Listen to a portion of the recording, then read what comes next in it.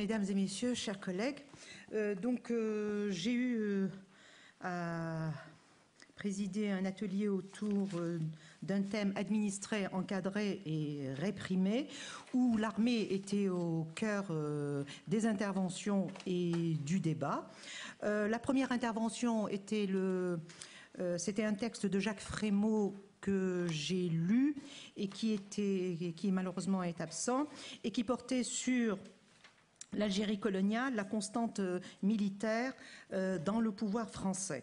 Donc cette constante militaire dans l'Algérie coloniale, Jacques Frémaux la souligne avec force. Au début de la conquête, bien entendu, où l'armée a été invitée a été amenée plutôt à jouer un rôle essentiel, et puis à nouveau, donc à partir au lendemain donc du 1er novembre 1954, où l'armée a été invitée à rétablir l'ordre et la sécurité en Algérie. Il insiste énormément sur les effectifs. Les effectifs mobilisés, et il fait un parallèle entre le temps de Bugeaud et le temps de la guerre d'indépendance, la guerre de libération entre 1954 et 1962.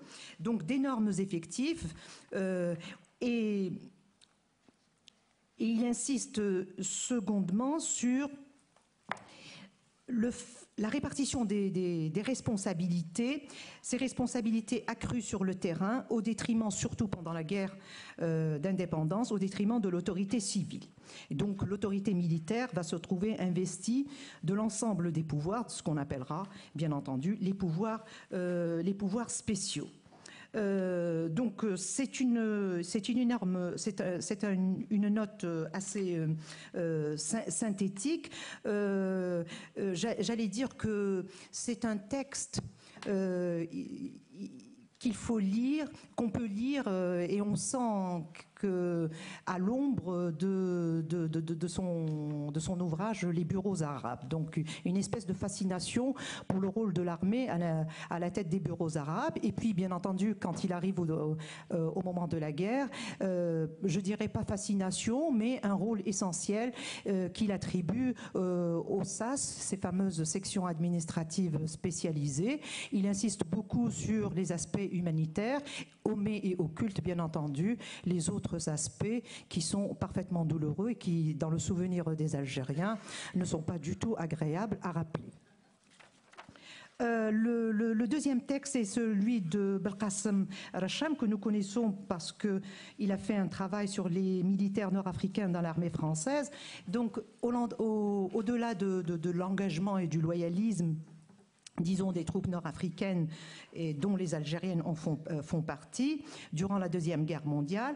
Il a souligné avec force les inégalités et les discriminations vécues donc au sein de la troupe, mais pas simplement au sein de la troupe, également dans le personnel peut-être restreint que nous ne mesurons pas du tout aujourd'hui encore, c'est-à-dire le nombre de ceux qui avaient le rang d'officier ou de sous-officier.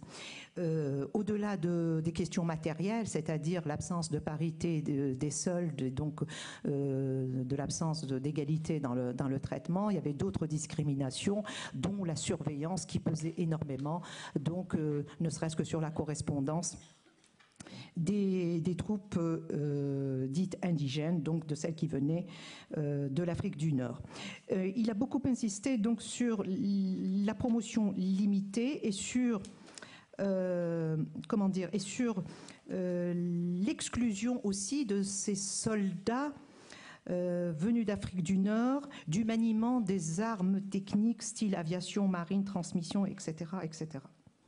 Ceci dit, au-delà du loyalisme de ces troupes, il y a eu quelques mutineries revendiquant l'égalité des droits et des traitements. Et pour rappel, la mutinerie qui a eu lieu à Maison Carrée El Harrach aujourd'hui, donc au début de l'année 1940 ou 41, je n'ai plus le souvenir.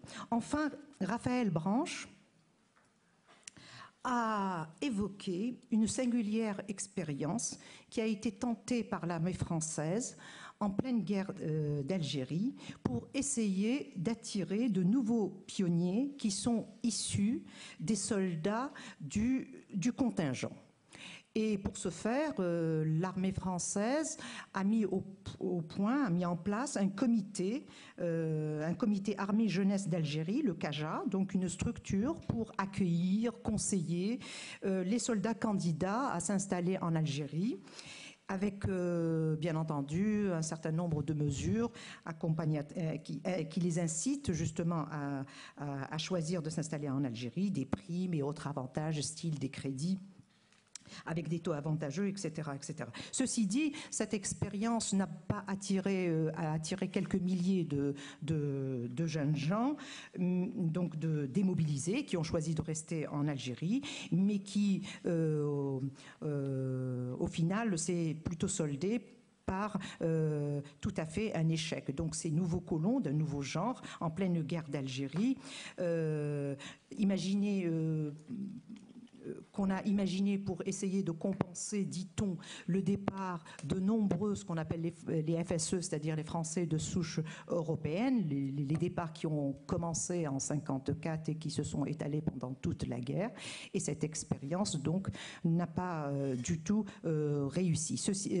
Autre aspect intéressant, ces ces ex-soldats démobilisés, donc nouveaux pionniers en Algérie, bien entendu, ne sont pas restés insensibles au contexte de guerre et surtout à l'évolution rapide des années 60-62 et donc, bien entendu, ont suivi les courants, se sont positionnés par rapport à l'OAS, qui par rapport aux gaullistes, etc. etc. Donc voilà l'essentiel des communications que nous avons entendues ce matin, donc autour de cet atelier administré, encadré et réprimé. Voilà, je vous remercie.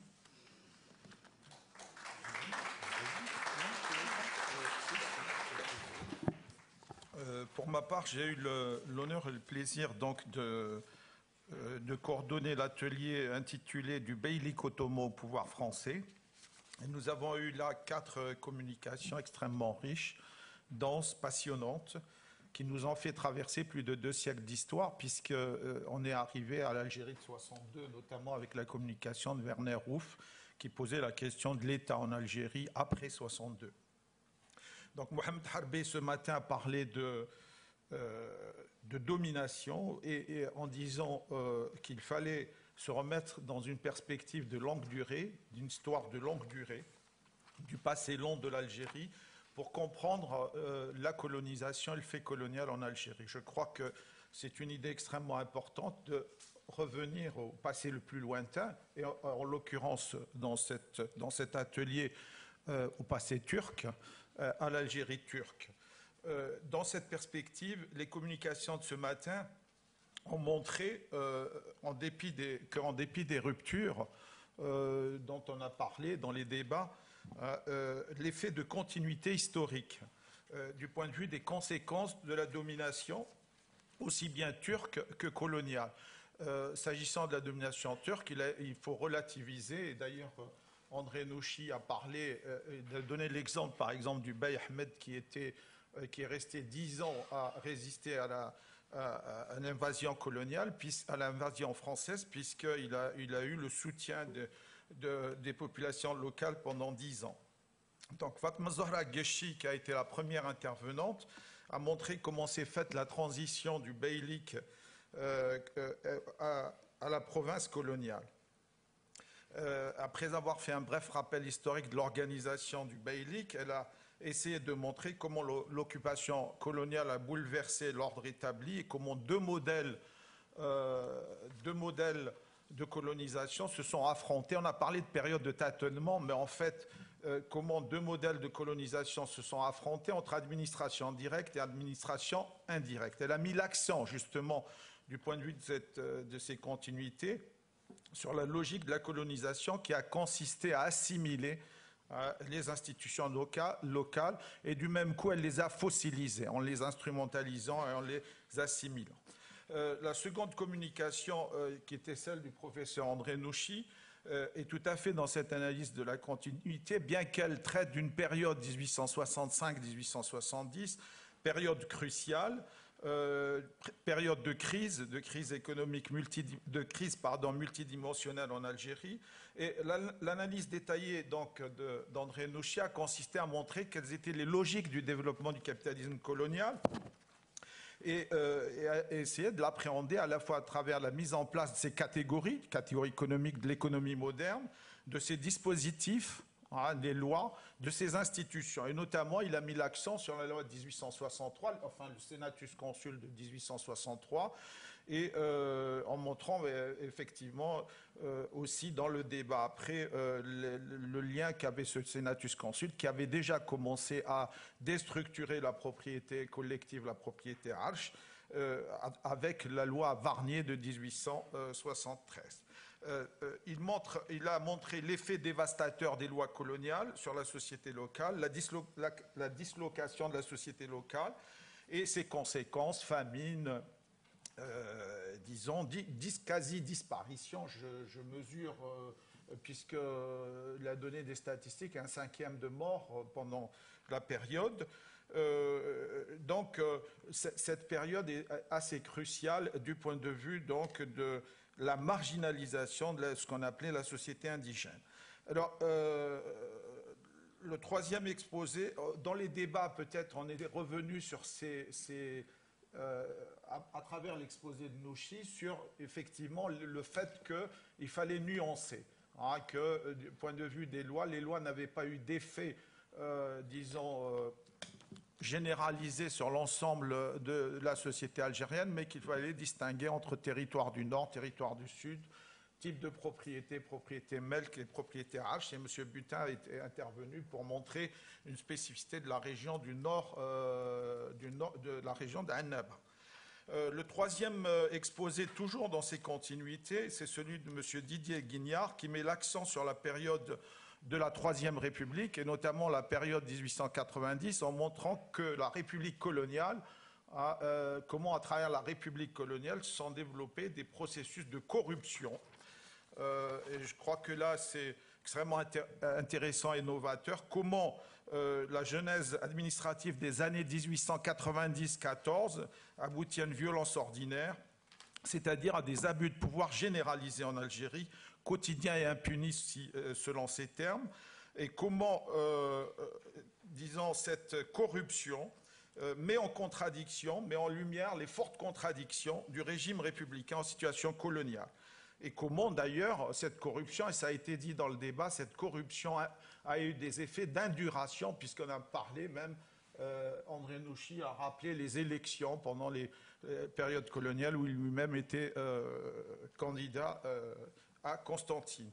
Donc, effet de corruption qui a démarré sur ces années 1880-1914. Le quatrième exposé est un exposé donc qui était lu par M. Frédéric Abécassis, qui est un exposé qui renvoie à la question de l'État algérien après 62, mais dans une histoire de perspective effectivement de longue durée et de caractéristiques qu'a eu cet État qui apparaît extérieur à la société. On a parlé de hukuma et de méfiance des populations, notamment à travers l'enquête de Werner Ruff dans l'Oranie, comment les populations étaient en porte-à-faux, décalées par rapport à ce pouvoir, cet État, et comment, en fait, cet État n'était, selon Werner Ruff, que la conséquence d'une prise de pouvoir par une fraction,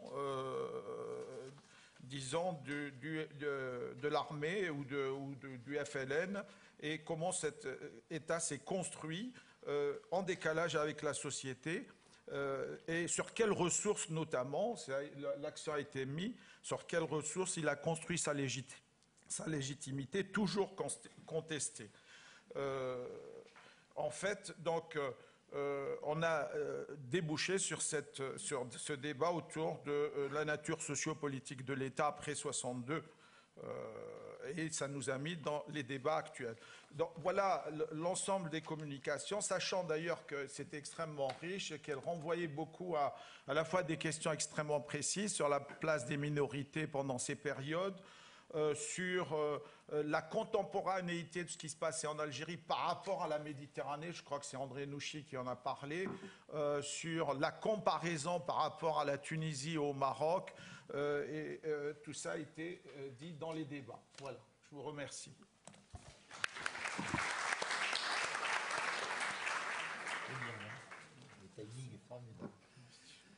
Je vous présente les communications qui sont intervenues tout à l'heure à la session thématique pouvoir d'État et État. La première, c'est celle de Fanny Colonna et de Christelle Tarot, qui nous a montré comment des lois françaises, qu'il s'agisse du décret Crémieux, du Code de l'indigénat, de la loi de 1889 sur la naturalisation, avaient apparemment produit un bloc européen, mais apparemment seulement.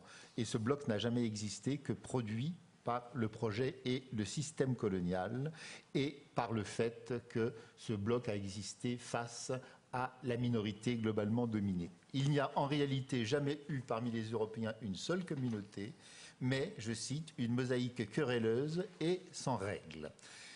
Témoigne de la faiblesse des analyses, la faiblesse de la littérature, nous dit Fanny Colonna, sur un fond d'ignorance, et aussi la faiblesse de la sociologie dont elle a parlé à propos notamment de Bourdieu.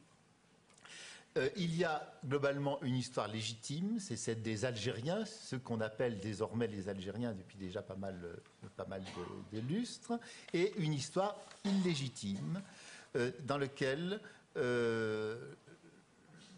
tout est évacué par le rôle historique fondateur de la guerre de libération nationale qui remplit tout l'espace et qui évacue tout le reste. Cette société était une hiérarchie implacable, elle était constituée d'une multitude de strates, donc pas du tout un bloc. Il y avait au sommet les Français de souche, il y avait en dessous les Italiens, en dessous les Espagnols, les Maltais et globalement en dessous le peuple algérien et quelque part entre les deux, les Juifs d'Algérie.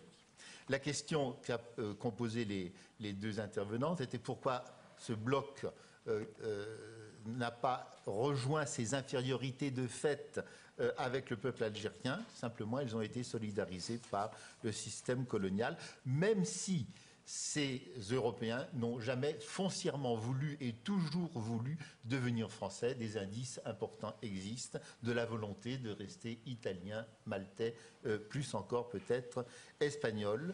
Les recherches qu'elle se propose de mener ou de conduire avec des groupes de recherche concerneront les rapports sociaux de sexe, le rôle des femmes, s'engageront vers l'histoire, disons, de gens très ordinaires, une microstoria à l'algérienne, sur l'analyse des rapports sociaux entre ces minorités méditerranéennes.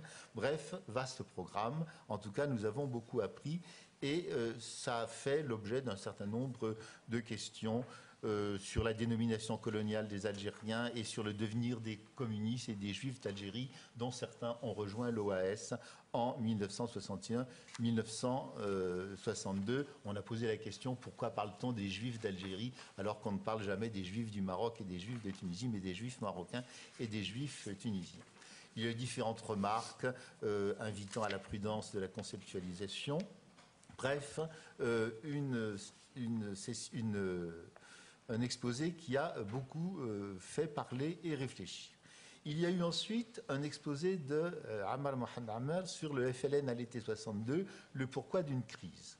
Ammar nous a montré le FLN avec toute la difficulté qui a été la sienne de construire un parti avec l'échec de Abban, jacobin, qui est éliminé politiquement dans l'été 1957 et qui est éliminé physiquement le 27 décembre 1957. Pourquoi finalement l'échec de la Soumam?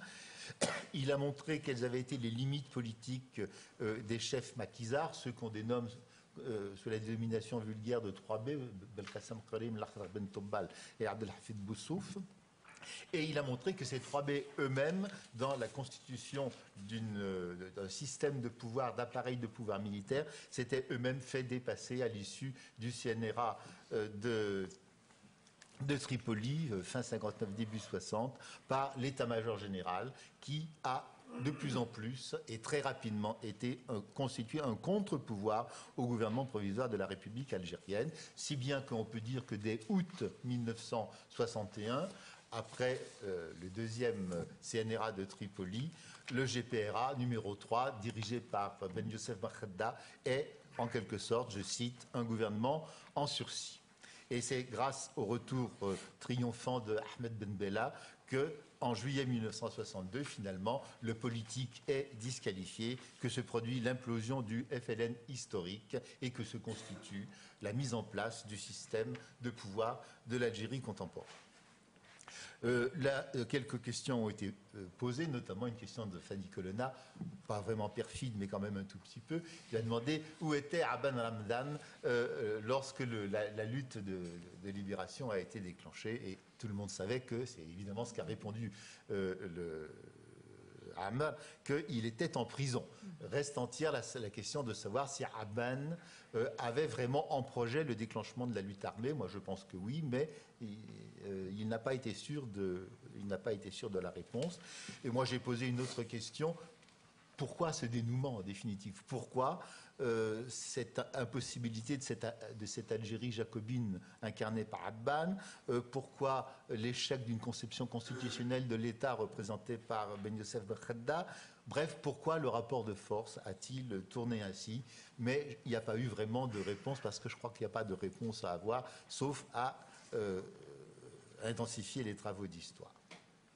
Enfin, l'exposé de Tahar Khalfoun, qui est juriste, nous a parlé du devenir de la domanialité publique en Algérie de l'époque coloniale et même de l'époque antécoloniale, jusqu'à nos jours. Il a montré qu'à la veille de 1830, il y avait, concernant la domanialité, tout un enchevêtrement qui était dû aux différents statuts existants, les biens melk, les biens arch, les biens waqf, les biens behlik, les biens marzen.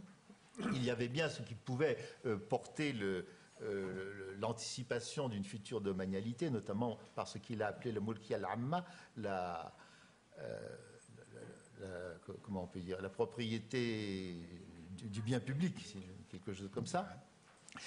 Il a montré ensuite que la théorie juridique du domaine a été créée en Algérie par la loi de 1851 sur la propriété foncière en Algérie, et cette loi, assez curieusement, est restée longtemps éloignée du droit positif métropolitain. Il s'est agi purement et simplement, dans le procédé de la domanialisation des biens, d'une annexion pure et simple par l'État. Et cette théorie juridique a été appliquée en Algérie avant de l'avoir été en France, et même dans les colonies avant de l'avoir été en France, et qu'elle l'a été aux fins de l'implantation coloniale. Et elle ne l'a pas été en France, au moins à ce moment, pour la raison suivante, c'est que son application en Algérie est apparue aux observateurs français si abusive, si scandaleuse, qu'elle a suscité des réticences et des craintes terribles pour son application au domaine français. La conception dualiste, domaine public, domaine privé, en Algérie a été pratiquement reconduite au moment de l'indépendance en 1962, si ce n'est que l'extension de la domanialité publique à des biens extrêmement divers a été réalisée. Par exemple, des habous du domaine ont été rattachés au domaine public.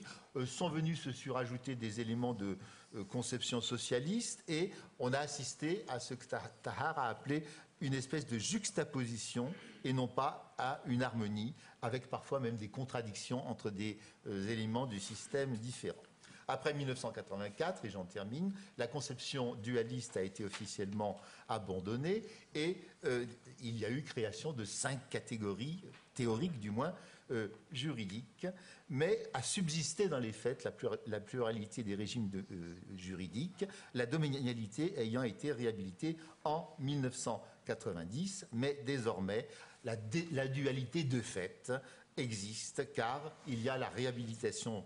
Derrière cette réhabilitation de la dualité, il y a toute la volonté maintenant de faire réintégrer par la société, de privatiser toute une série de choses qui auparavant relevaient du domaine public. Il y a eu quelques questions qui ont été posées, notamment sur le rachat éventuel par des Européens d'Algérie de biens en Algérie. On a posé la question de savoir ce qu'en disait le droit algérien.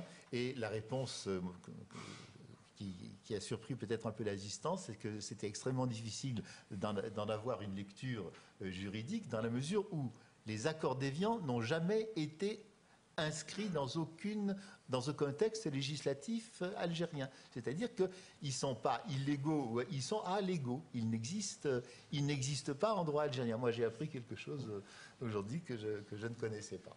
Voilà, je crois que c'est à peu près tout ce qui s'est dit.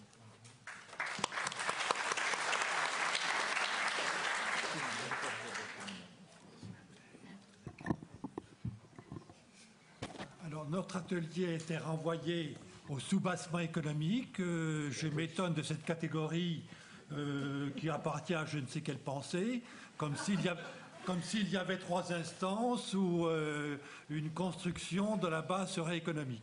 Heureusement, toutes les interventions ont été des interventions qui ont expliqué ce qui était premier, c'était le rapport colonial, et que dans cette inégalité, il y avait des transformations de la société, des secteurs économiques et des continuités de discrimination jusqu'à aujourd'hui. Alors, deux premières exposés. C'était l'exposé d'Hubert Bonin, qui est l'auteur d'une thèse qui vient d'être publiée, Histoire du crédit foncier d'Algérie et de Tunisie, 1880-1997. Je cite le travail parce que vous voyez que le compartimentage entre l'Algérie et la Tunisie n'était pas encore réalisé. Nous étions sous le règne de ce qui s'appelait la Banque d'Algérie et de Tunisie. Et que l'histoire algérienne coloniale, c'est aussi progressivement un enfermement dans le cadre administratif qui va devenir le cadre de l'État algérien. Alors, ce Hubert Bonin présente son exposé comme un exercice d'histoire contrefactuelle. C'est-à-dire, qu'est-ce qui se serait produit si on n'avait pas l'unique aboutissement que nous constatons. On peut toujours dire que c'est un raisonnement par l'absurde, mais ça permet peut-être de poser des questions.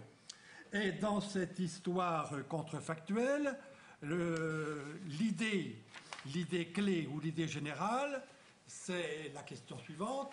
Pourquoi, avant la colonisation, pendant la période coloniale et jusqu'à aujourd'hui, en Algérie, il n'y a pas, ou il y a dans un état de faiblesse, pour ne pas brutaliser les choses, il n'y a pas d'économie de marché algérienne.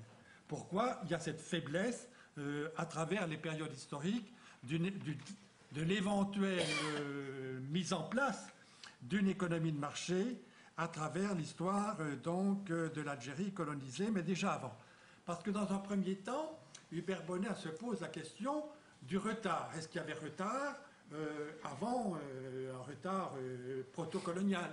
Donc, est-ce qu'on retrouve des équivalents de proto-commerce, comme l'on dit maintenant, ou de proto-industrie, comme l'on dit maintenant, en ne visant en général que de l'artisanat?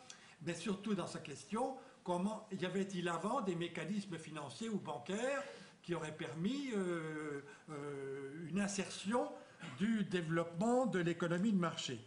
Alors, si j'ai pu dire, la question n'a pas été approfondie parce qu'on en est un petit peu resté à comment l'esprit capitaliste vient aux filles, quoi. C'est une forme dérisoire de Weber, quoi. Donc, comment l'esprit capitaliste n'était-il pas entré dans les esprits de la société algérienne précoloniale? Bon, continuons sur cette question, mais vous voyez, ce qui me trouble, c'est cette espèce de déplacement de l'analyse des contradictions ou des rapports inégaux vers une interrogation qui prend un tour psychologisant ou idéologisant, en dire c'est les mentalités, donc on va retrouver des textes coloniaux disant les Arabes ceci, l'islam ceci, etc. Vous voyez le risque de dérive qui est contenu à travers ce point. Deuxième, parce que je donne mon opinion en même temps. C'est pas la peine que je le dise, tout le monde le sait. Deuxième point très important, celui-là. Pourquoi, dans la période coloniale, ne s'est-il pas constitué une classe marchande ou une classe d'opérateurs monétaires et d'opérateurs financiers algérienne? Donc, c'est une question très importante puisque c'est presque quelle est la constitution des classes en Algérie et quelle est la déperdition, y compris même dans le cas d'une éventuelle bourgeoisie algérienne qui aurait été à la fois, comme toute bourgeoisie du reste, à la fois nationale et comprador. Donc, elle a existé, mais elle a existé en mineur et elle existe encore, et peut-être qu'elle devient majeure. Mais il y a quand même un problème historique très important derrière cette question, mais on le retrouvera tout à l'heure à travers l'exposé d'Ahmed Edni, puisqu'il est revenu sur cette question. Alors, une des explications de Hubert Bonin, c'est que le modèle bancaire, elle est pratique même, et le modèle bancaire à travers une possible capitalisation et entraînement, si j'ai pu dire, des Algériens et des capitaux algériens dans un secteur monétaire et bancaire moderne. Bon. Ceci ne s'est pas produit, je tranche encore, parce que le modèle monétaire introduit par ces grands groupes bancaires et porté par l'État colonial, somme toute, a été accapareur des ressources produites ou des bénéfices produits et de la diffusion de son modèle, et il n'y a pas eu véritablement une appropriation algérienne de ce modèle, puisque ce modèle ne relevait, on pourrait presque dire, du rapatriement métropolitain ou de l'exercice métropolitain dans un secteur colonial directement dépendant de la métropole, avec un grand problème historique qu'on n'a pas réglé, mais qui est un problème historique important. À partir de quand, précisément, y compris ces groupes bancaires, ces groupes financiers, sortent-ils du pacte colonial, de cette espèce de protectionnisme français pour s'élargir aux formes mondiales ou sortir, somme toute, de l'Algérie française vers la situation postcoloniale que l'on connaît maintenant? Cette question est posée très fermement aujourd'hui et du reste rejoint d'autres exposés. Le deuxième intervenant, donc Ahmed Edni, sa contribution a pour titre « Le système fiscal colonial et la dynamique d'identification communautariste en Algérie entre 1830 et 1918 ». Alors, Ahmed Edni expose avec des tableaux, il a même fait des graphiques à partir de ces tableaux, les répartitions, expose en quelque sorte le développement de l'imposition, du prélèvement fiscal sur les Algériens, puisque jusqu'en 1914, les colons, au sens propre du mot, le colon agricole, ne payait pas un gramme d'impôt en matière de prélèvement fiscal relevant de la fiscalité agricole, si j'ai pu dire. Donc, cette question couvre bien sûr l'inégalité dans le prélèvement fiscal qui était outrancière avant 1914. Alors, c'est très important, cette introduction du prélèvement fiscal, on pourrait presque dire de la dislocation, de la paupérisation de la société algérienne par le moyen du prélèvement, parce que c'est un prélèvement colonial de l'État colonial, somme toute. Et ce prélèvement a une très grande importance précisément dans les dislocations de la société algérienne, alors que jusqu'à aujourd'hui, presque 90% des travaux ne s'intéressent qu'à la propriété terrienne qui a été confisquée, appropriée, etc. Et on sous-estime, il y a déjà eu des travaux, et c'est une voie à continuer, on sous-estime en quelque sorte la voie, disons, étatique française de la paupérisation, même si c'est par relais colonial, de la paupérisation de la société algérienne par les impôts. Mais deuxième temps de l'exposé, si je puis dire, d'Ahmed Edni, Ahmed Enni reconnaît qu'une évolution se produit, qu'il y a une phase avant la Première Guerre mondiale, et qu'après après la Première Guerre mondiale, on est dans une autre phase où les équilibres budgétaires, les équilibres des prélèvements, les équilibres des impositions ne sont plus les mêmes. Et là, je l'évoque, c'est pour ne pas ressusciter une mauvaise querelle avec Daniel Lefebvre. Daniel Lefebvre a toujours raison du point de vue de l'analyse du budget français, puisqu'il fonctionne avec une calculette sur les feuilles d'impôt. Donc, il a raison du point de vue de la part du budget métropolitain qui comble, si je puis dire, les déficiences du budget de l'Algérie, mais ça ne change rien absolument au rapport colonial. Ça ne change rien au rapport colonial où le résultat des prélèvements et des ressources est affecté entre les 2 tiers et les 3/4 à l'économie proprement coloniale. Donc, à ce moment-là, si je puis dire, ça ne change pas le fond de l'inégalité économique qui est interne à la colonisation.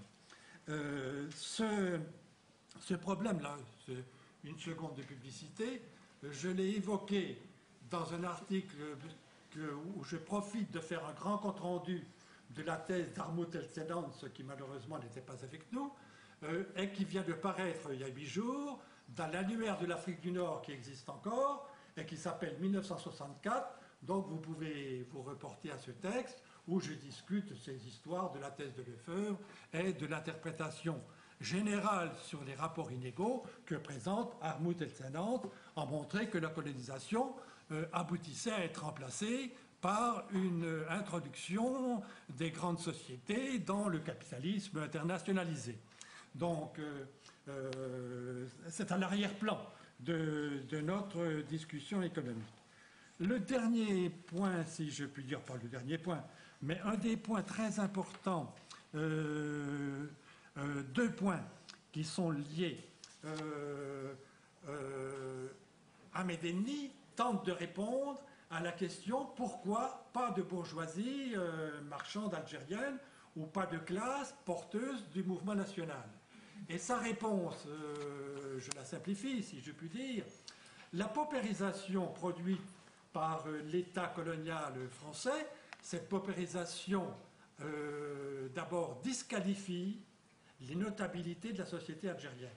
Les disqualifie lentement, ou les disqualifie par leur collaboration, puis les disqualifie sauf exception.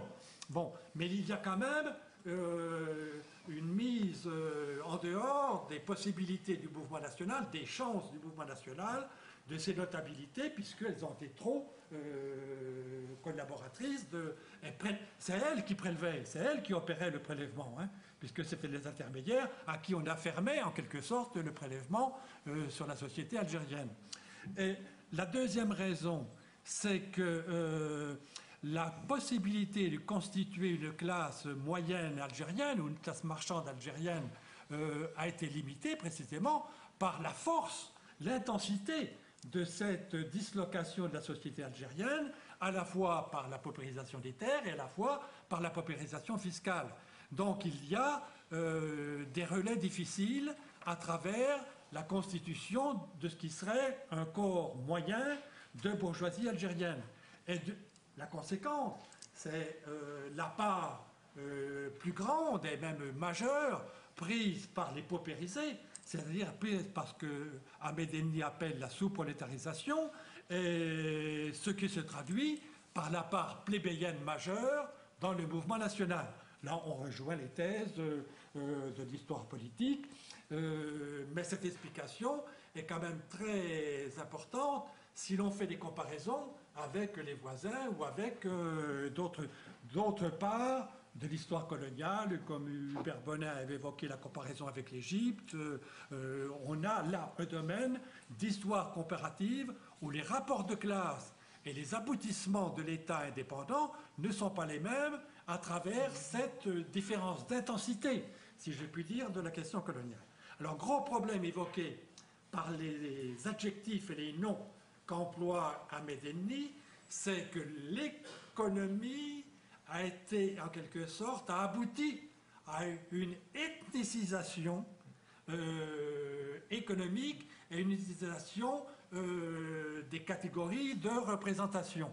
Et moi, j'emploierai pas le mot communautariste parce qu'il trompe un peu les choses, mais je crois qu'il y a une question très forte qui n'est plus du domaine strictement économique. C'est la nature même de la colonisation.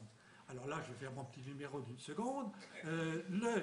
La colonisation, quelle qu'elle soit, britannique, hollandaise, etc., a pour rapport profond un rapport inégal entre les deux sociétés, la société colonisée et la société coloniale. Et ce rapport est fondé sur l'interdiction, je force les termes, l'interdiction de la société colonisée d'évoluer vers une société civile et politique. Je force les termes, bien sûr. Parce que le statut qui est imposé par les systèmes coloniaux, c'est un statut confessionnel et une démultiplication de statuts ethniques. Donc le chaos d'aujourd'hui est le produit de cette histoire coloniale. Et ça passe également par les rapports économiques ou les configurations économiques qu'Ahmed Elni nous a rapportées. Dernière intervention, en l'absence d'Ahmoud El-Senans, sa contribution a été présentée et résumée. Je vais m'efforcer également de dire ce qu'il apporte, parce qu'il faut avoir à l'esprit ce qui est apporté. Alors, Ahmoud El-Senans a tiré, c'était déjà dans sa thèse, et je fais remarquer que c'était très important dans sa thèse, parce qu'on en a marre de toujours répéter les histoires d'Ageron sur l'opinion française. Bon, d'abord, l'opinion, ça n'existe pas. Vous savez que c'est une interface qu'il faut analyser, discuter, etc. Bon, c'est pas la question.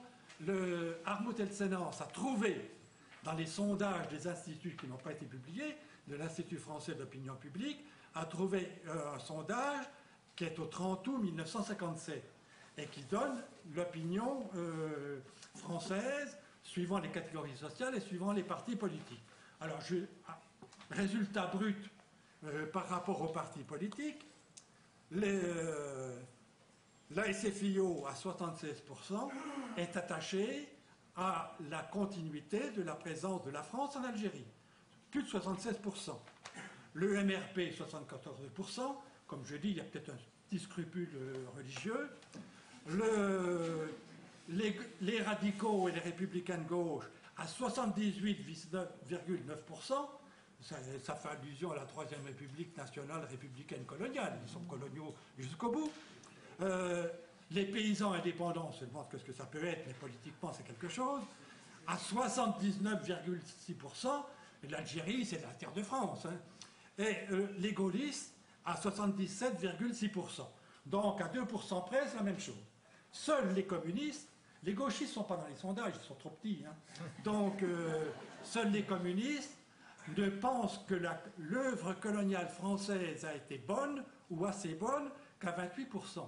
Tous les autres pensent qu'elle est bonne à 80%. Hein. Vous voyez, ça répond à la question d'aujourd'hui. L'opinion française à 80%, à près de 80%, pensait que la colonisation était bonne. Bon. Sauf ces infâmes communistes qui participaient à des activités françaises et qui, du reste, étaient débordés dans leurs activités françaises par l'extrême gauche.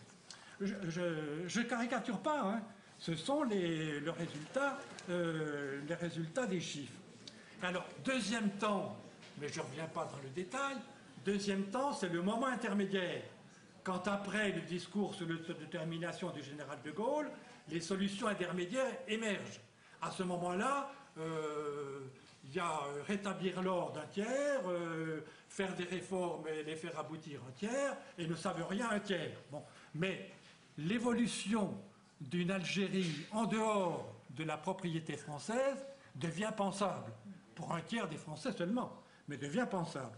Et le dernier temps, bien sûr, c'est la réalisation à reculons de l'indépendance par le général de Gaulle, après une guerre qui a été plus massive, plus tragique, plus destructrice, et qui a duré plus longtemps sous la Ve République que sous la 4e. Ça veut dire que les obstacles les obstacles que De Gaulle avait à surmonter, pas les obstacles historiques. Tout le monde savait, De Gaulle lui-même, que l'Algérie finirait par être indépendante. Il avait une pensée d'histoire pour penser que le terme était inévitable. Mais c'est pas ça le problème, c'est pas une pensée rationnelle d'historien. Le problème, c'est pourquoi il a fallu vaincre ces obstacles. Alors les deux obstacles qui s'avèrent les plus forts et qui sont évidents au 13 mai 1958, c'est la collusion de l'armée, enfin de l'armée dans son activisme, hein, et la collusion des activismes qui représentent l'Algérie française et que nous appelons bêtement pieds noirs. Bon. Et cette collusion, il a fallu la démonter. Alors De Gaulle a opéré une reconversion de l'armée dans son angle de tir, c'est-à-dire vers l'Europe et vers l'arme nucléaire, qui n'a pas besoin d'être une grande arme nucléaire. L'essentiel, c'est qu'elle soit française, hein, qu'elle soit tricolore. Bon. Et ensuite, et après, ça sera un discours tiers-mondiste qui redonnera un rôle à la France. La reconversion vis-à-vis des Algériens a été douloureuse, mais c'est là que le principe de réalité joue. C'est là que l'on découvre que l'avantage ou la rentabilité de la colonie algérienne est très faible et que ça n'a aucune raison d'aller en péril. Alors, il y a eu un point de discussion, il y a eu deux points de discussion intéressants. Un point de discussion sur quelle place joue le pétrole et le Sahara. Je pense qu'Armout sous-estime cette importance parce que c'est ce qui a fait les discussions finales pour les accords d'Évian et c'est ce qui a fait l'avenir de l'Algérie d'aujourd'hui. Bon. Donc là, c'est quelque chose qu'il ne faut peut-être pas sous-estimer, y compris dans l'évolution de ce que j'appelle le capitalisme de français d'État, c'est-à-dire l'articulation entre les sociétés publiques et les sociétés privées, et qui est très importante dans le domaine pétrolier. Là, on a un problème qu'il ne faut pas traiter à la légère, parce que, évidemment, ça ne figure pas dans les sondages d'opinion. Deuxième objection, élément de discussion très intéressant qui a été soulevé par Jean-Pierre Gagnon, c'est que tous ces sondages, Jean-Pierre Gagnon, tous ces sondages nous donnent l'opinion en métropole. Et en réalité, on ne sait pas grand-chose sur l'opinion des Français d'Algérie. Et l'opinion des Français d'Algérie, il faudra aller la pêcher au niveau des élections, des conseils généraux, des bagarres départementales ou centrales, alors qu'il n'y a pas d'autres instruments. Et peut-être que ça nous révélerait que l'activisme Algérie française, ou l'activisme même des militaires, est quelque chose qui dissimule en réalité les changements qui ont pu s'opérer à l'intérieur des Européens, de l'opinion des Européens d'Algérie. Conclusion de la conclusion, le malheur de tout cela, c'est que tous les historiens que j'ai entendus disent toujours la France et ils disent toujours l'Algérie. C'est-à-dire qu'on est encore dans la primauté d'une histoire d'identification nationale.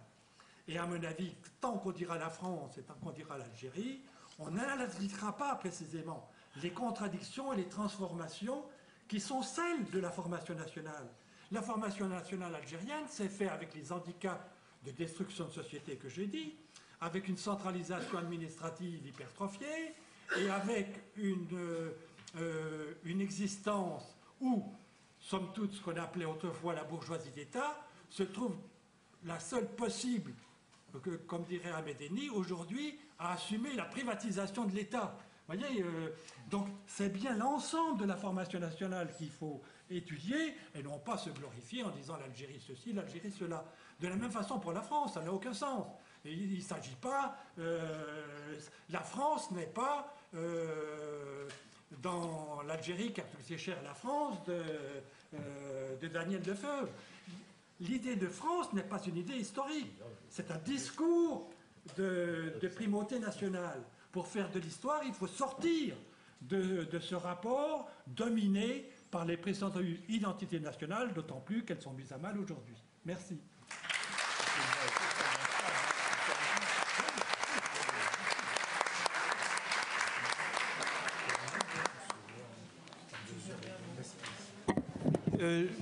Un mot Pour terminer, les séances plénières ne sont pas des lieux de discussion. En revanche, les sessions thématiques le sont et la discussion peut y être prolongée sur les forums qui sont mis en ligne depuis ce matin concernant chacune des sessions thématiques. Donc si vous avez des questions rentrées ou des interventions que vous n'avez pas pu faire, vous êtes invité à les faire sur ces forums de discussion.